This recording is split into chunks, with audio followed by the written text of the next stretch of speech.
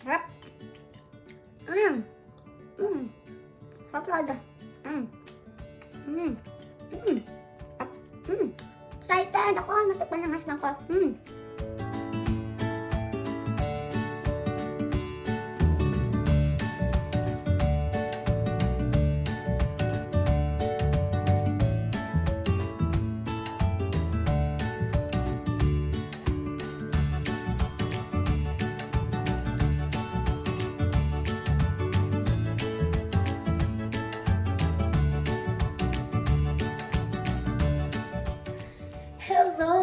Hello!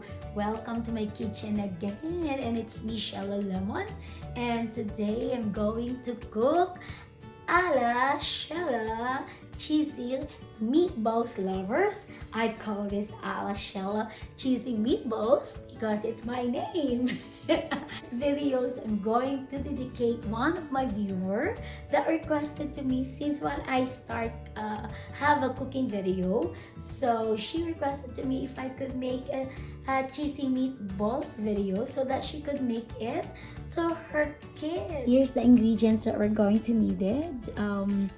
2 pounds of ground beef, a cube of cheese, 1 tablespoon of garlic diced, a half teaspoon of brown sugar, a 1/4 cup of a flour, a whole onions diced, and 2 eggs. And we need a sesame oil,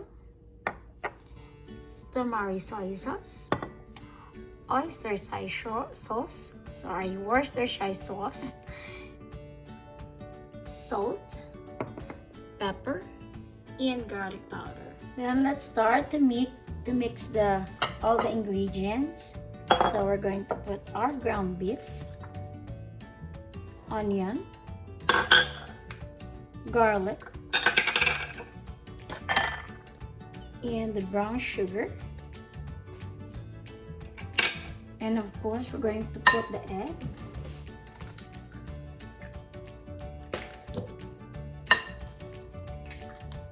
Yan.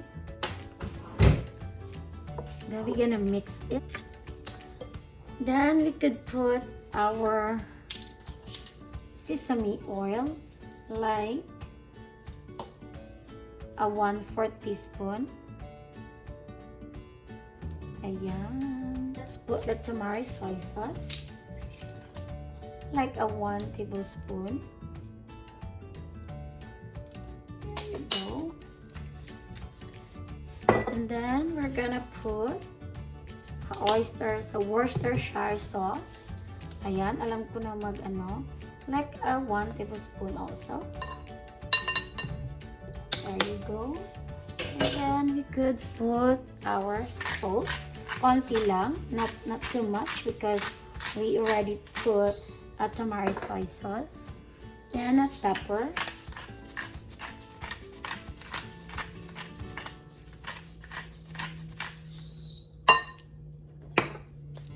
And a garlic powder.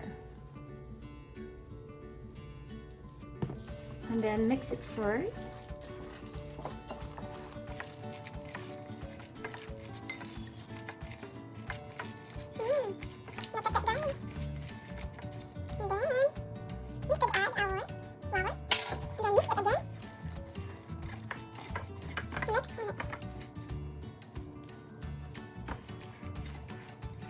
So, ayan, I put oil on my gloves so that it's easy to make a balls.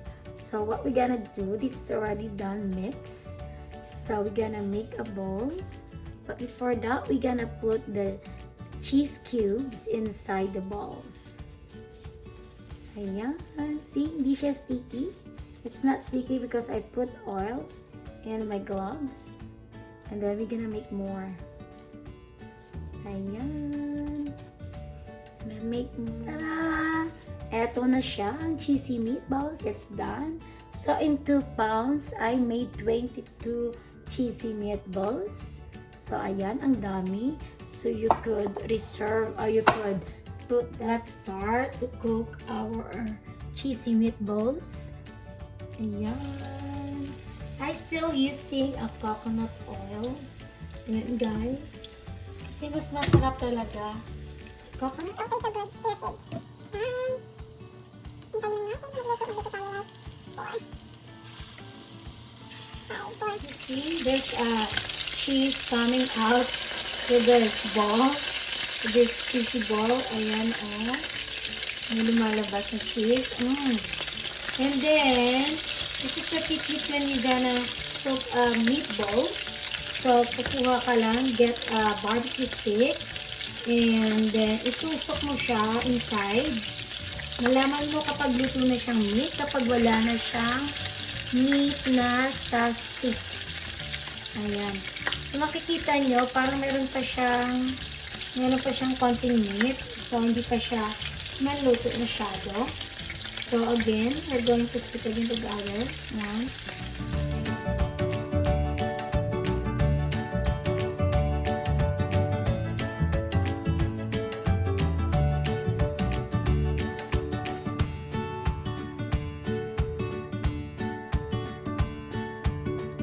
Taran! Eto na siya. It's here. It's already done. So, this is called the ala shella cheesy meatballs lovers. If you could see, guys, the cheesy, it's melted down there in a sauce. Sorry, it's a mild sauce and of hot sauce.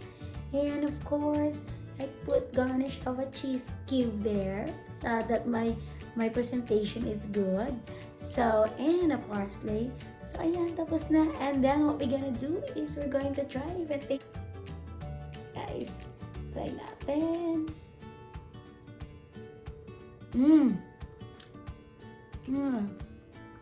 I love the cheese. And you could try the sauce.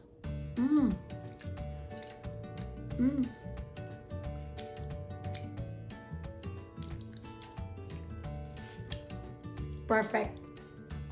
Perfect, guys. Magugustuhan talaga ng mga kids nyo. Your kids gonna love this. Seriously, especially the cheese inside.